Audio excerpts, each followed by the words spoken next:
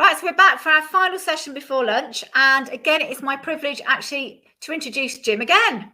So Jim is actually going to be talking to us for the next half hour. So be prepared for a roller coaster.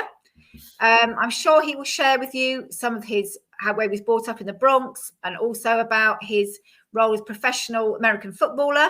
So he's got loads to offer, and I know it's going to be full of energy. And as I say, big fairground ride. So over to you, Jim. Thank you. Good morning. Hope everybody's fine. Hope everybody's having a good morning. Yeah. And just to let you know, I'm just so excited about being here, not just sharing the stage with Lynn, but just to be invited along for the whole day. My first real job at hosting, man. So it's been absolutely fantastic. And we've had some fantastic speakers to keep the thing, get it started and keep it going. And I'm just going to add to it a little bit right now. But I'm looking, folks, man, I'm just so excited. Yeah, I'm an assistant heading to school, so I'm in school every day. I kind of see what's going on. We've been in school every day since the whole pandemic started. And I guess listening to all the speakers that have been before me, I'm gonna weave, the thing in there together, because there seems to be a big theme to me that I've always found just the most important about teaching.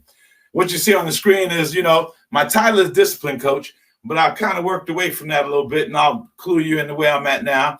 But the thing you see on the screen is a picture of the front cover of my first book. I'm just, I'm still working my way through the front cover, as some of y'all know me. I get excited about it. I get excited about it because I guess where I came from and being raised up, I really wasn't expected to be here. And folks, what I do, and I guess my real inkling for being here today is I'm like proof of what the power of an education can do for you.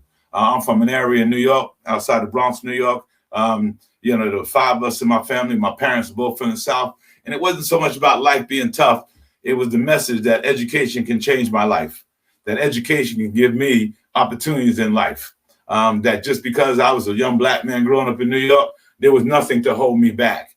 And I think education has done that for me. To me, education trumps all. So it is my thing.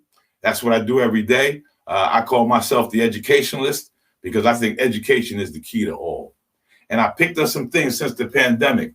And I just want to talk you through some of the things that I've seen. I'm also going to go back. I'm going to talk for like 15 minutes, 20 minutes, and then hopefully you got some questions if you like, and then we'll go from there. Cool?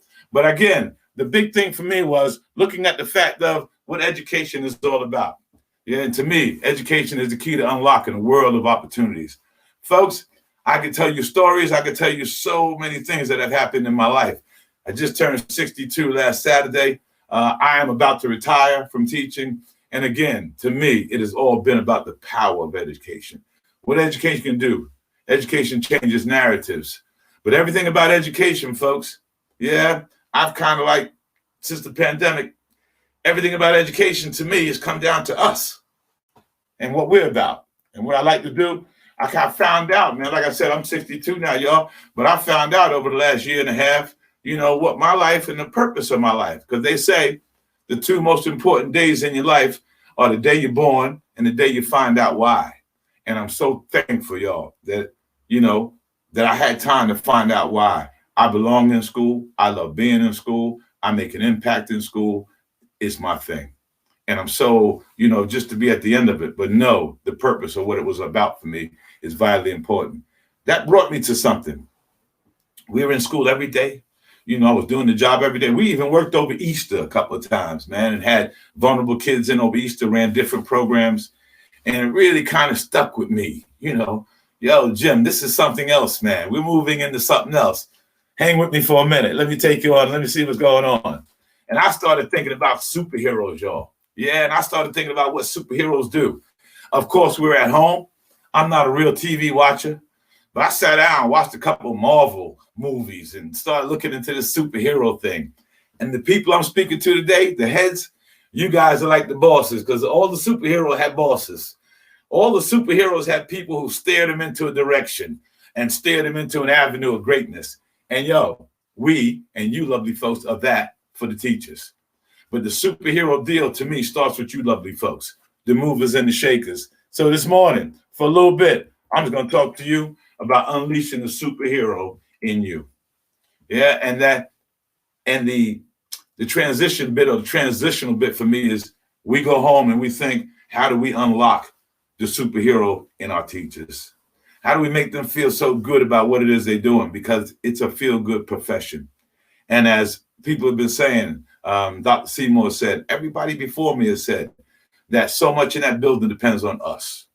I'm going to take you through my thing, but it's about unleashing the superhero in you. Yeah. We talk sometimes, you see on TV the quality of a superhero. To me, again, the quality of a teacher ties right in with the quality of a superhero. Check it out. A person who does heroic deeds and has the ability to do them in a way no normal person could. Not everybody can be a teacher. Not everybody can go into a classroom and make an impact. To be a superhero, you need a power that is more exceptional than any normal human could possess. And you must use this power to accomplish good deeds. Yo, babe, that's an easy one for us. We help prepare young people for the future. We help prepare young people for the rest of your life. Yeah. So, and just so long you got it right here, the superhero power you have and the superhero thing you have is all in your work. You see, our power is in our work. I've been really blessed and really fortunate, folks. I have done over 30 trips to New York with kids from Portsmouth. So I've taken over 1,000 kids to New York. On Saturdays, we run a program called YES, which stands for Young Explorer Squad, where we take kids from the school on the train. You know, we take them in regular travel, but we take them on trips all up and down the South Coast. Here's the deal, folks. You see, the more you see, the more you can aspire to be. And we're defined by what we see. So my job and my role has been to show these lovely young folks what you can see in life, and our education can play a vital part in that. Superheroes. I thought about why, you know what I mean? I got that thing about why superheroes important in society. You know, why? Why do we need them? Check it. Yeah. As a reminder in our darkest times, and yo, we just coming out of some dark times right now, our inherent potential for greatness. The moral development, I'm going to use that word again, folks. The moral development of a superhero can inspire us to be better people. It's real simple to me. Yeah. We make an impact in the classroom and we make an impact in the building. And based on that impact, sometimes those lovely folks want to be like us. And I think that's an absolutely fantastic thing. I'm not stuck so much, y'all, in the role model thing. I'm more coming from the real model, being a real person. Yeah. Being a real person, showing my students every day what a real person is like, but also letting them know that I got a job to do here. And this job is preparing you for the future. Let's go. The superhero. Hey, to me, the whole scene starts with each one of us checking ourselves. Yeah, what type superhero type qualities do we do? What superhero type things do we bring to the table every day? What do we bring when we come to school? Check yourself first. I have found this thing for teachers, man, and I'll show it to you, and then I want to come back and talk to you about it a little bit. For teachers, you are not here merely to make a living. You are here in order to enable the world to live more amply, with a greater vision, with a finer spirit of hope and achievement. You are here to enrich the world. Now, folks, I hate to get myself all worked up inside this morning, but that's some real superhero stuff right there, Jack. That is what we do. That is the title that we work under. And that last line, every time I read it, man, I just get more pumped up and more pumped up. That last line, y'all, yeah, you are here to enrich the world, to make the world a better place. So I'm thinking, and especially post-pandemic, that you got 3 weeks to go in school, about 3.5 weeks to go.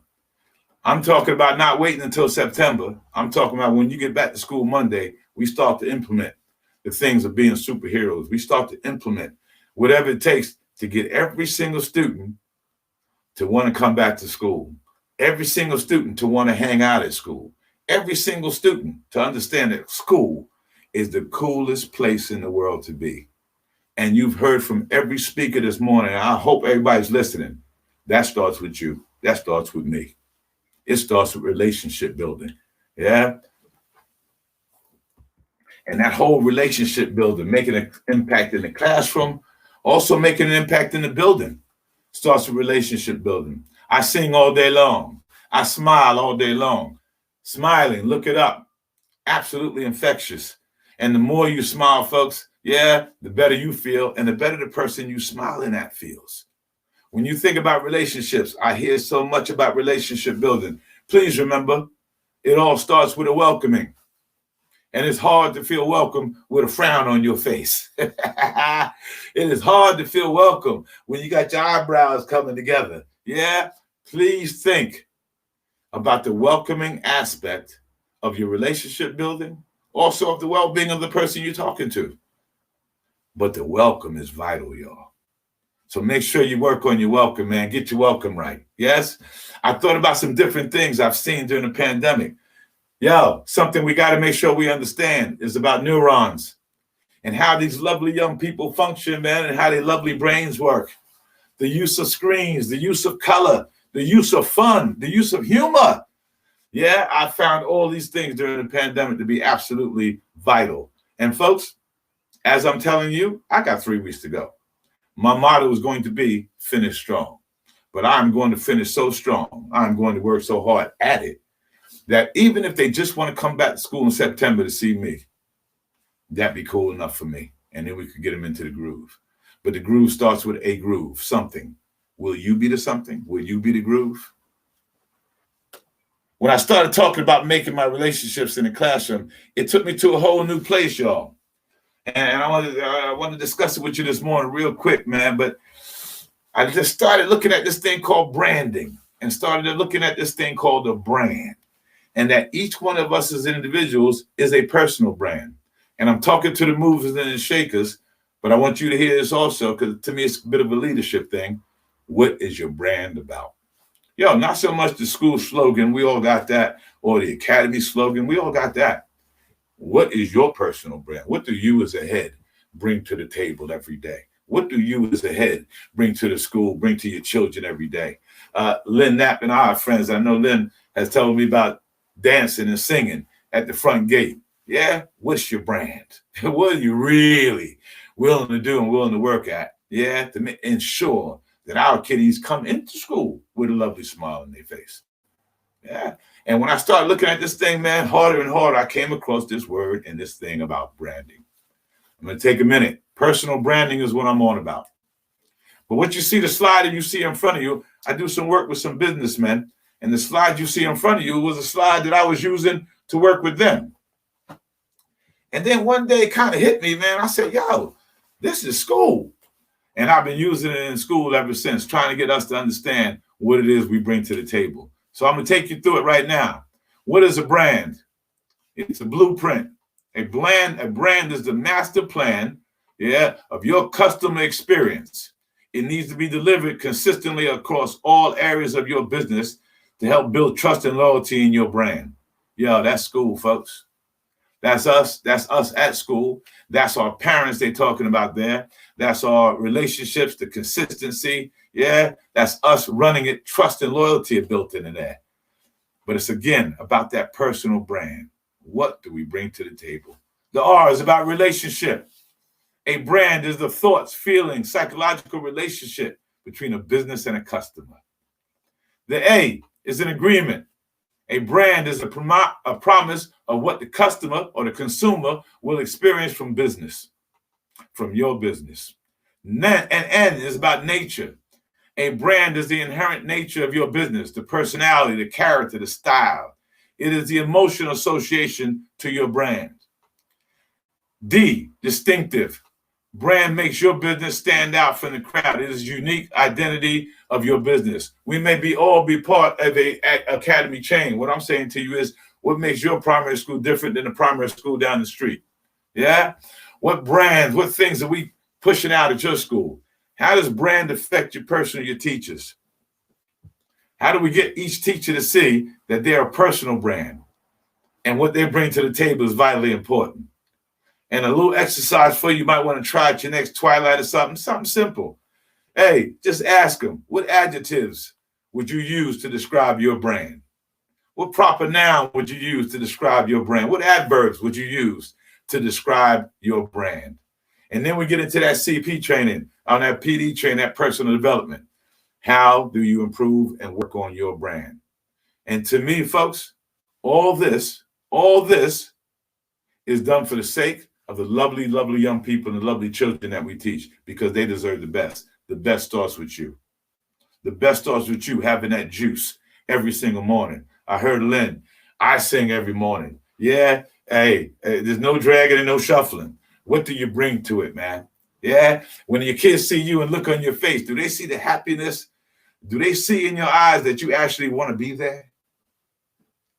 These are all things about your personal brand that I think over the last 3 weeks, we really want to hunker down on over the last 3 weeks and finish strong. But finish strong with us as individuals. Check us out. You, me, us. The educator must believe in the potential power of his or her pupil, and he or she must employ all his or her art in seeking to bring his or her pupil to experience the power. See, that's your superhero thing right there, the power. It is your power. It is your thing. Yeah? Again, folks, I'm so excited. I'm so absolutely thankful to be here this morning. That's my work since the pandemic. I got this superhero thing on my mind, folks. Yeah? And I was going downstairs to get a cup of coffee, but I felt I was too excited to do that. And so I felt it better if I not drink a cup of coffee yet. But I'm telling you, man, the superhero in me can't wait to get back to school Monday morning. I want to say thank you so much again for inviting me. If you got any questions in that, we put some questions in there. We talk a little bit if you like. Yes. But my message is, and the message coming out this morning is very clear, that everything in school starts with us and us lovely teachers. Yeah. We drive the vehicle. Have a safe drive, and thank you.